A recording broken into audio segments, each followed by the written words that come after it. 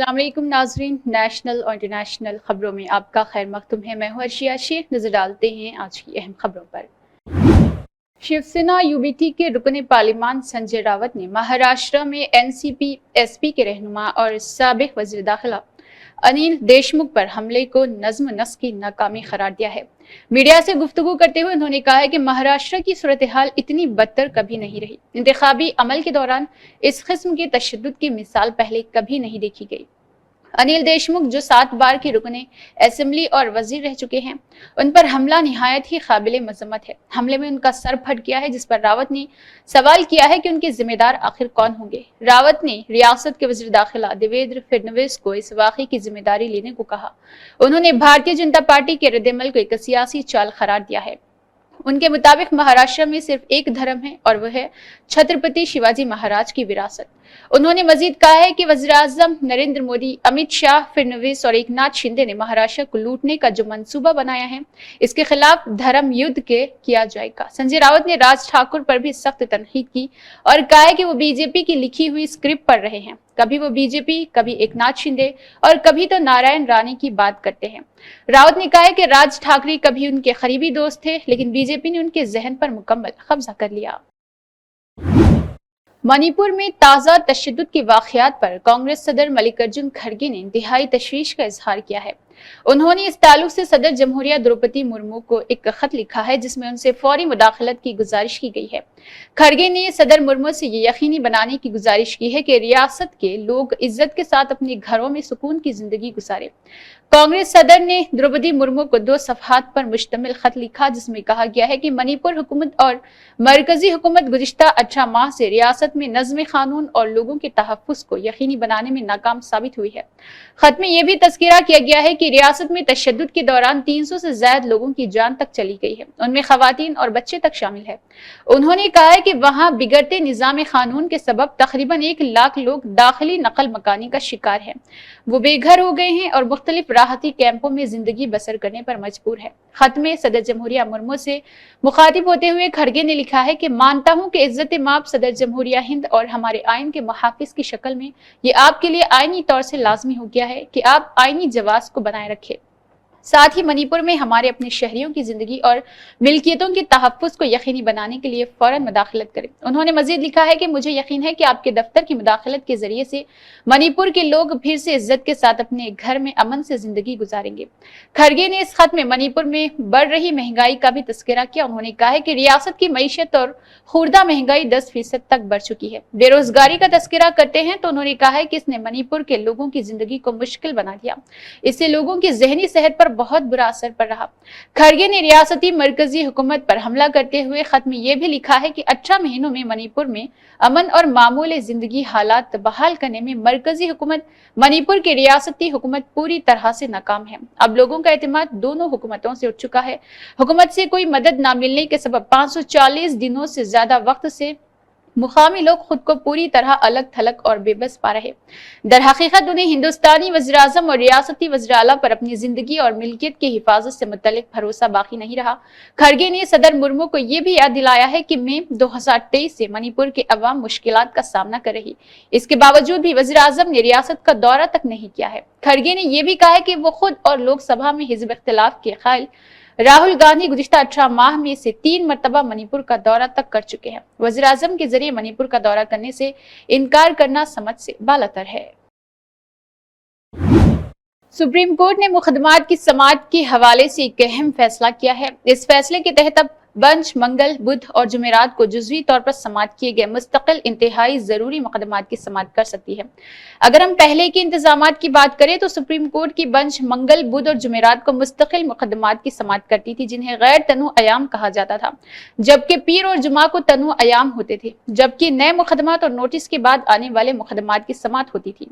Supreme court के chief justice Sanjeev Khanna ने notice के बाद के मुकदमात की इल्तिवा को कम करने के लिए हाल ही में निज़ाम में तब्दीली की है। اس کے تحت اب منگل، بدھ اور جمعرات کو منتقلی کی درخواست، ضمانت کے متعلق مقدمات اور دیگر متفرق مقدمات کی سماعت کی جائے گی۔ اس کے علاوہ ان دنوں کے باقاعدہ مقدمات کی سماعت نہیں کی جائے گی۔ سپریم کورٹ کے ذرائع سے دی گئی اطلاعات کے مطابق یہ تبدیلی بنیادی طور پر نوٹس کے بعد مقدمات کی التوا کو کم کرنے کے لیے کیا گیا ہے۔ ملی جانکاری میں بتایا گیا ہے کہ اگر ضرورت پڑی تو اس نظام کا دسمبر 2024 میں یا اس سے پہلے جائزہ لیا جائے گا۔ واضح ہو کہ ابھی تک نوٹس کے بعد کل مقدمات 3731 ہے، جن میں سے 2930 اور اہم 16387 اور متعلقہ مقدمات شامل کیے گئے ہیں۔ وہیں باقاعدہ مقدمات کی تعداد تقریباً 21639 ہے، جس میں سے 10988 اور اہم 10651 متعلقہ مقدمات منظور کیے گئے۔ فضائی آلودگی کی وجہ سے دہلی کی حالت روز بروز تشویشناک ہوتی چلی گئی ہے۔ دہلی اور اس کے آس پاس کے علاقوں میں فضائی آلودگی خطرناک حد تک بڑھ چکی ہے۔ دوسری جانب پڑوسی ملک پاکستان کی حالت تو مزید خراب ہے۔ پاکستان کے شہر لاہور اور ملتان میں AQI 2000 سے تجاوز کر چکا ہے۔ اس کے پیش نظر پاکستانی حکومت نے ان دنوں شہروں میں پوری طرح سے لاک ڈاؤن لگا دیا ہے۔ قابل ذکر ہے کہ ہر سال سردیوں میں سندھو گنگا کے میدانوں میں فضائی آلودگی خطرناک حد کو تجاوز کر جاتی ہے۔ ہر سال دیوالی کے بعد شمالی وسطی ہندوستان میں پرالی جلانے کا سلسلہ شروع ہو جاتا ہے۔ اس کی وجہ سے دہلی سمیت کئی آس پاس کے علاقوں میں فضائی آلودگی بڑھ جاتی ہے۔ حال ہی میں امریکہ کے خلائی ادارہ ناسا نے ایک سیٹلائٹ تصویر جاری کی ہے، جس میں ہندوستان اور پاکستان کا ایک بڑا حصہ سیاہ دھند کی چادر سے ڈھکا ہوا ہے۔ سردیوں کے موسم میں دہلی میں 72% ہوا شمال مغرب سے ہی آتی ہے۔ ان ہواؤں کے ساتھ راجستھان، پاکستان، افغانستان کی دھول مٹی دہلی اور اس کے آس پاس کے علاقوں میں پہنچ جاتی ہے، جس کی وجہ سے آلودگی بڑھ جاتی ہے، ساتھ ہی فضا کی اوپری سطح تک نہیں پھیل پاتی۔ اسی وجہ سے دہلی میں تیزی سے فضائی آلودگی بڑھنے لگتی ہے اور لوگوں کو سانس لینے میں پریشانی ہوتی ہے۔ دہلی میں فضائی آلودگی میں اضافے کی تمام وجوہات میں سے ایک اہم وجہ کسانوں کا پرالی جلانا بھی ہے۔ دہلی اور اس کے آس پاس کے علاقوں میں کسان کھیتوں میں پرالی جلاتے ہیں۔ حالانکہ کسانوں کو اس عمل سے روکنے کے لیے حکومت ہند نے کئی انتظامات کیے ہیں۔ کسانوں کو پرالی فصل کے جلانے سے روکنے کے لیے حکومت ہند نے CRM اسکیم شروع کیا۔ باقیات کا انتظام ہے۔ اس اسکیم کے تحت کسانوں کو سپر SMS اور اس کے علاوہ ٹریبوہیٹی سیڈر، روٹاویٹر اور سپر سیڈز خریدنے کے لیے سبسڈی دی جاتی ہے۔ یہ مشینیں پرالی کو جلائے بغیر ختم کرنے میں مددگار ہے۔ روسی صدر ولادیمیر پوتن نے ایک ایسا قدم اٹھایا ہے جس سے دنیا میں نیوکلیائی جنگ کا اندیشہ پیدا ہو گیا ہے۔ دراصل امریکی صدر جو بائیڈن نے جاتے جاتے یوکرین کے حق میں ایک ایسا فیصلہ کیا جس سے روسی صدر ناراض ہو گئے ہیں اور انہوں نے منگل کے روز ترمیم شدہ نیوکلیائی پالیسی پر دستخط کر دیا۔ اس نئی پالیسی کے تحت اگر کوئی ملک کسی نیوکلیائی اسلحہ سے لیس ملک کی مدد سے روس پر حملہ کرتا ہے تو اسے ملک پر مشترکہ حملہ تصور کیا جائے گا۔ اس حالت میں روسی حکومت نیوکلیائی اسلحہ کا استعمال کر سکے گی۔ غور کرنے والی بات تو یہ ہے کہ پوتن نے یہ قدم تب اٹھایا ہے جب روس یوکرین جنگ کے 1000 دن مکمل ہو چکے ہیں۔ ترمیم شدہ نیوکلیائی پالیسی میں کچھ شرائط ضروری جوڑ دیے گئے، لیکن یہ دنیا کے لیے تشویشناک ہے۔ روسی صدر پوتن نے یہ فیصلہ ایسی صورت میں لیا ہے جب بائیڈن حکومت نے جاتے جاتے یوکرین کی طویل دوری کے میزائلوں سے روس کے اندر حملے کی منظوری دے دی ہے۔ اس منظوری کے بعد ہی روس نے سخت رد عمل ظاہر کرتے ہوئے منہ توڑ جواب دینے کی بات کہی۔ پوتن کے ذریعے ترمیم شدہ نیوکلیائی پالیسی پر دستخط کے بعد کو بائیڈن کے فیصلے کا جواب ہی تصور کیا گیا ہے۔ روس کی نئی نیوکلیائی پالیسی میں التزام کیا گیا ہے کہ روس کو اگر بڑے پیمانے پر ہوائی حملے کا سامنا کرنا پڑے گا تو اس کے جواب میں روس نیوکلیائی اسلحہ کا استعمال کر سکتا ہے۔ قابل ذکر ہے کہ یوکرین کی فوج کے ذریعے امریکہ کی طویل دوری کے میزائلوں کا استعمال پہلے بھی کیا جا رہا تھا، لیکن یہ استعمال صرف سرحدی علاقوں تک محدود ہے۔ اب اقتدار سے جاتے جاتے بائیڈن نے بڑا فیصلہ لیتے ہوئے یوکرین کو روس کے اندر بھی طویل دوری کی میزائلوں سے حملے کی منظوری دے دی ہے۔ اس کے علاوہ بھی بعد میں روسی نیوکلیائی اسلحہ استعمال کر سکتا تھا، لیکن اب نئی پالیسی کے تحت بیلسٹک میزائل کے ساتھ ہی کروز میزائل، بڑے پیمانے پر ڈرون حملے یا دیگر بھی شامل کیے گئے ہیں۔ روس پر حملے کی حالت میں بھی روس کے ذریعے نیوکلیائی اسلحوں کا استعمال کرنے کا التزام تھا، لیکن ترمیم شدہ پالیسی میں التزام ہٹا دیا گیا۔ فضائی آلودگی کے سبب ملک کی راجدھانی دہلی کے حالات بگڑتے جا رہے ہیں اور ریاست پر گیس چیمبرز بننے کا خطرہ منڈلانے لگا ہے۔ فضائی آلودگی پھیلنے کی کئی وجوہات ہو سکتی ہے، ان میں کسانوں کے ذریعے پرالی جلائے جانے کو بھی ایک اہم وجہ مانا جاتا ہے۔ اسی لیے عدالت اس معاملے میں سخت رخ اختیار کرتے ہوئے پرالی جلانے والوں کے خلاف سخت کارروائی کرنے کے انتظامات کر چکی ہے۔ اس سلسلے میں پنجاب ہریانہ سے ایک حیران کرنے والی رپورٹ سامنے آئی ہے، جس میں ماہرین کا ایک طبقہ فکر مند ہے کہ شمال مغربی ہند کے کسان پرالی جلانے کے لیے ناسا کے سیٹلائٹ سے بچ نکل رہے۔ ماہرین کا ماننا ہے کہ کسانوں نے ناسا کو چکما دینے کا طریقہ ڈھونڈ نکالا ہے۔ کوریائی سیٹلائٹ کے ذریعے اس کا ثبوت بھی پیش کیا گیا۔ بتایا گیا ہے کہ پیر کو اکیلے پنجاب میں 1251 پرالی جلانے کے معاملے درج کیے گئے۔ مکسر ضلع پرالی جلانے کے 247 معاملات کے ساتھ ریاست میں سرفہرست رہا۔ وہیں میگا میں پرالی جلانے کے 149، فیروز پور میں 130، بھٹنڈا میں 129، فاضلکا میں 39، فرید کوٹ میں 88، ترن تارن میں 77 اور فیروز پور میں 73 معاملات درج کیے گئے۔ پنجاب آلودگی کنٹرول بورڈ پر کھیتوں میں آگ لگنے کے واقعات کی کم رپورٹنگ کرنے کا الزام لگا ہے۔ کھیتوں میں آگ لگنے کے واقعات پر نظر رکھنے والے سائنسدانوں نے دعویٰ کیا ہے کہ کئی کسان دوپہر کے بعد دھان کے باقیات کو آگ لگا رہے تاکہ سیٹلائٹ سے بچ سکے۔ وہیں آلودگی کنٹرول بورڈ نے دعویٰ کیا ہے کہ گزشتہ برسوں کے مقابلے میں کھیتوں میں آگ لگانے کے واقعات 70% کی کمی آئی ہے، لیکن دوپہر 3 بجے کے بعد یہ کام دھڑلے سے ہو رہا۔ کوریائی سیٹلائٹ کے ریڈیشن ڈیٹا اور امیجز سے پتہ چلتا ہے کہ ناسا کے سیٹلائٹ کے اوور پاس ہونے کے بعد پرالی جلائی جاتی ہے۔ ناسا گوڈراڈ اسپیس فلائٹ سینٹر کے ایک سینئر سائنسداں ہیرن جیٹوا نے 25 اکتوبر کو ایکس پر لکھا ہے کہ انہوں نے اسے سب دیکھا۔ سیٹلائٹ تصاویر کا باریکی سے جائزہ کرنے پر پتہ چلا ہے کہ دوپہر 3 بجے کے بعد ان علاقوں کو دھوئیں کے غبار دکھائی دیے ہیں۔ زمینی سطح پر ان کی جانچ کی ضرورت ہے۔ ناسا کا ایکوا سیٹلائٹ اور ناسا NOAA کا سوامی NPP سیٹلائٹ ہندوستان اور پاکستان کے اوپر دوپہر 1:30 بجے سے 2 بجے کے درمیان گزرتا ہے۔ ناسا کے سائنسدانوں نے خدشہ ظاہر کیا ہے کہ اس کے بعد پرالی جلانے کے واقعات دھڑلے سے انجام دیے جا رہے۔ امریکہ کے نو منتخب صدر ڈونلڈ ٹرمپ نے غیر قانونی تارکین وطن کے خلاف ایک بڑا فیصلہ لینے کی خبر پر اپنی مہر ثابت کر دی ہے۔ ٹرمپ نے کہا ہے کہ ان کی انتظامیہ ملک میں غیر قانونی طور سے رہ رہے تارکین وطن کے خلاف فوجی طاقت کا استعمال کر سکتی ہے۔ وہیں اس معاملے کو لے کر ملک میں نیشنل ایمرجنسی کا اعلان کیا جائے گا۔ ڈونلڈ ٹرمپ نے ٹام فٹان نامی شخص کے پوسٹ کو ری پوسٹ کرتے ہوئے اس بات کی خبر دی ہے اور کہا ہے کہ ٹرمپ انتظامیہ امریکہ میں نیشنل ایمرجنسی نافذ کر کے فوج کے ذریعے دراندازوں کو بڑی تعداد میں نکالنے کی تیاری کر رہی۔ اس پوسٹ کا جواب دیتے ہوئے ٹرمپ نے لکھا، سچ۔ وہیں ٹرمپ کے border security head Tom Homan کے وارننگ دی ہے کہ جب ڈیموکریٹک کے زیر انتظام ریاستوں نے اس ملک کے بدرے میں مہم میں تعاون کرنے سے انکار کیا ہے، انہیں ہماری راہ سے ہٹ جانا چاہیے۔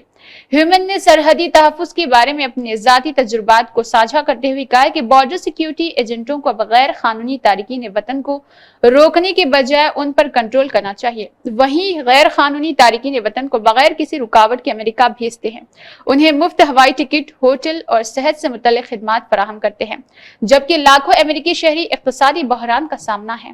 غیر قانونی تارکین وطن کو امریکہ میں داخل ہونے سے روکنا ٹرمپ انتظامیہ کے لیے ایک چیلنجنگ کام مانا جا رہا۔ اعداد و شمار کے مطابق امریکہ میں ہر چوتھا تارکین وطن غیر قانونی ہے۔ US department of homeland security کے اعداد و شمار سے پتہ چلتا ہے کہ 2020 کے بعد سے ملک میں غیر قانونی تارکین وطن کی تعداد میں اضافہ ہوا ہے۔ حکومت نے پارلیمنٹ کے سرمائی اجلاس کے آغاز سے قبل 24 نومبر کو کل جماعتی اجلاس طلب کیا ہے۔ پارلیمانی امور کے وزیر نے اپنے ایک ایکس پوسٹ میں اعلان کرتے ہوئے کہا ہے کہ یہ میٹنگ سرمائی اجلاس کی تیاری کے لیے طلب کی جا رہی۔ خیال رہے کہ 25 نومبر سے شروع ہونے والا یہ اجلاس 20 دسمبر تک جاری رہے گا، جس میں مختلف قومی اور بین الاقوامی مسائل پر بحث کی جائے گی۔ کل جماعتی اجلاس حکومت کی جانب سے سرمائی اجلاس کے ایجنڈے کے بارے میں تمام سیاسی جماعتوں کو آگاہ کرنے اور انہیں اس بات پر راضی کرنے کے لیے ہوتی ہے کہ اجلاس کے دوران کسی قسم کی رخنہ اندازی نہ ہو۔ ماضی میں بھی اس طرح کی میٹنگز ہر اجلاس سے قبل طلب کی جاتی رہی تاکہ حزب اختلاف اور حکومتی جماعتوں کے درمیان مواصلات اور افہام و تفہیم کی فضا برقرار رہے۔ پارلیمنٹ کا سرمائی اجلاس اہمیت کا حامل ہوتا ہے کیونکہ اس دوران مختلف قومی اور بین الاقوامی مسائل پر قانون سازی اور بحث کی جاتی ہے۔ اس اجلاس کے دوران حکومت کی طرف سے آئین کے اپنانے کی 75ویں سالگرہ کی تقریبات کا انعقاد بھی جاری کیا گیا، جس میں آئین کی اہمیت اور اس کے نفاذ کے اثرات پر بات کی گئی ہے۔ یہ پروگرام پرانے پارلیمنٹ ہاؤس کے مرکزی کمرے میں ہوگا۔ کل جماعتی اجلاس کا مقصد حکومت کے ایجنڈے کو اپوزیشن جماعتوں کے سامنے رکھنا اور ان مسائل پر تبادلہ خیال کرنا ہے جن پر وہ پارلیمنٹ میں بحث کرنا چاہتے تھے۔ اس اجلاس میں حکومت کے قانون سازی کے ایجنڈے پر بات چیت کی جائے گی۔ برازیل کی میزبانی میں ڈی جنیرو میں منعقد 19ویں G20 سربراہی اجلاس کے پہلے دن غزہ، لبنان اور یوکرین میں ہونے والے پیش رفت کے حوالے سے ایک بیان شائع کیا گیا۔ اعلامیہ میں اسرائیلی حملے کی زد میں غزہ کی پٹی میں انسانی قرارداد دیتے ہوئے خطے میں تباہ کن صورتحال کو انسانی امداد کی ضرورت پر زور دیا گیا ہے۔ فلسطینیوں کو حق خود اور ارادیت حاصل کرنے پر زور دیتے ہوئے 2 ریاستی حل تجویز کیے گئے ہیں۔ پہلا، اسرائیل لبنان سرحدوں پر جامع جنگ بندی کے قیام کی جنگی اثرات ہے۔ اعلامیہ میں یوکرین میں جنگ کی عالمی خوراک اور توانائی کی سلامتی پر منفی اثرات پر روشنی ڈالتے ہوئے پائیدار امن کی حمایت کی گئی ہے۔ ایٹمی ہتھیاروں سے پاک اور اس کے لیے محفوظ دنیا کے ہدف کے عزم پر زور دیتے ہوئے کیا گیا۔ موسمیاتی بحران سے نمٹنے کے لیے ممالک کے عزم کی ہر طرف سے توجہ مبذول کرائی جانے والی اعلامیہ میں غریب ممالک کے لیے مزید مالی امداد کی ضرورت پر زور دیا گیا ہے۔ اعلامیہ میں مصنوعی ذہانت کے عنوان کو بھی جگہ دے دی گئی ہے۔ یہ پیغام دیا گیا ہے کہ مصنوعی ذہانت سے ضرور استفادہ کیا جائے گا۔ ہم اس بات کے خطرات کو بھی نظر انداز نہیں کر سکتے ہیں، اور اس کے علاوہ بھی اعلامیہ میں فاقہ کشی، مفلسی، غریبی اور عدم مساوات کے خلاف جدوجہد میں پرعزم ہونے پر زور دیا گیا۔ متھرا شاہی عیدگاہ مسجد اور کرشن جنم بھومی تنازع سے متعلق ہندو فریق کی ایک عرضی کو الہ آباد ہائی کورٹ نے خارج کر دیا ہے۔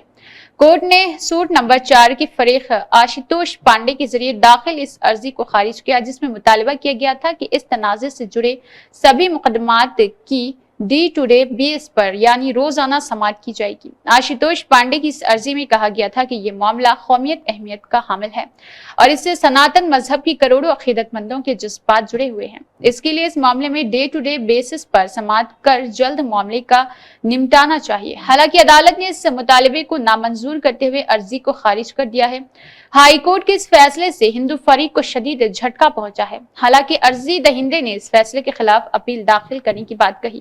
اس درمیان الہ آباد ہائی کورٹ میں متھرا شاہی عیدگاہ تنازع سے جڑی عرضیوں پر مساعت ہوئی ہے۔ کورٹ نے سوٹ نمبر 3 میں شاہی عیدگاہ کو فریق بنانے کی عرضی کو منظوری دے دی ہے۔ ہائی کورٹ کے کیس نمبر 17 میں پبلک نوٹس کا حکم بھی دیا گیا۔ ہائی کورٹ میں آج تقریباً 1.45 گھنٹے تک سماعت چلی اور آئندہ سماعت کے لیے 28 نومبر کی دوپہر کا وقت مقرر کیا گیا ہے۔ بتایا گیا ہے کہ عدالت میں اب مقدمے کے لیے بحث کے نکات طے کیے جائیں گے۔ اس کے بعد ایودھیا تنازع کے طرز پر مقدمے کا ٹرائل بھی شامل ہوگا۔ قابل ذکر ہے کہ متھرا تنازع سے جڑی 18 عرضیوں پر الہ آباد ہائی کورٹ ایک ساتھ سماعت کر رہی۔ جسٹس رام منوہر نارائن مشرا کے سنگل بنچ میں اس معاملے میں سماعت ہو رہی ہے۔ گزشتہ دنوں ہی عدالت نے متھرا شاہی عیدگاہ سے متعلق سبھی معاملوں کی ایک ساتھ سماعت کا حکم دیا ہے۔ سعودی عرب اپنی راجدھانی ریاض میں صحرا بندی سے نجات پانے کے لیے اقوام متحدہ کی کانفرنس یعنی UNCCD کی میزبانی کرنے جا رہا ہے۔ اس سے قبل سعودی عرب کے نائب وزیر برائے ماحولیات، آب و زراعت ڈاکٹر اسامہ اور اس کے علاوہ بھی خشک سالی سے نجات پانے کی صحرا بندی کے لیے ہندوستان کی کوششوں کی تعریف کی ہے۔ راجستان سعودی ڈاکٹر فقیہ نے کہا ہے کہ عرب کا ریگستان ایک جیسا ہے، جو کہ دونوں ملکوں کے درمیان تعاون اور معلومات کے تبادلے کے امکانات کو بڑھاتا ہے۔ انہوں نے راجستان میں پانی کی کمی، خشک سالی کے دور کرنے اور اس کے علاوہ بھی اس کو دور کرنے کی بات کہی۔ وزیر نے کہا کہ جے پور ماحولیاتی فقیہ نے اپنے بیان میں کہا ہے کہ اس کے علاوہ ون پروجیکٹ جس نے کمیونٹی پر مبنی کوشش کے ذریعے ایک بنجر زمین کو سرسبز زمین میں تبدیل کر دیا ہے، ایسے پروجیکٹ سے بہت کچھ سیکھا جا سکتا ہے اور انہیں مختلف شعبوں میں نافذ کیا جا سکتا ہے۔ انہوں نے بتایا کہ سعودی عرب پانی کے تحفظ کے لیے کام کر رہا اور آب و ہوا کی چیلنجز سے نجات پانے کے لیے کوشش بھی کر رہا، ساتھ ہی دیہی ترقی کے پروگرامز کو آگے بڑھانے کی بھی کوشش ہو رہی۔ ڈاکٹر فقیہ کا کہنا ہے کہ صحرا بندی خشک سالی کے اثرات کے بارے میں بیداری پیدا کرنے پر توجہ مرکوز کر رہے، کیونکہ ہمارے چینلز بہت بڑے ہیں۔ اس کو ایسے سمجھا جا سکتا ہے کہ عالمی سطح پر ہم 1 سیکنڈ میں 4 فٹ بال میدانوں کے برابر زمین سے محروم ہو جاتے ہیں، جو سالانہ 100 ملین ہیکٹر کے برابر ہوتے ہیں۔ قابل ذکر ہے کہ سعودی عرب میں 2 سے 13 دسمبر کے درمیان کانفرنس کا انعقاد ہونے والا ہے۔ اس کے تحت سعودی عرب نے عالمی سطح پر خشک سالی کو روکنے کے لیے کئی اقدامات پیش کیے ہیں، جہاں پر 600 ملین لوگ پانی کے بحران کا سامنا کر رہے۔ ڈاکٹر فقیہ نے بتایا ہے کہ آبی تحفظ اور زمین کے انحطاط کے درمیان گہرے رشتے کو دیکھا جا سکتا ہے۔ اسی کے ساتھ نیشنل اور انٹرنیشنل خبریں اختتام کو پہنچتی ہے۔ اللہ حافظ۔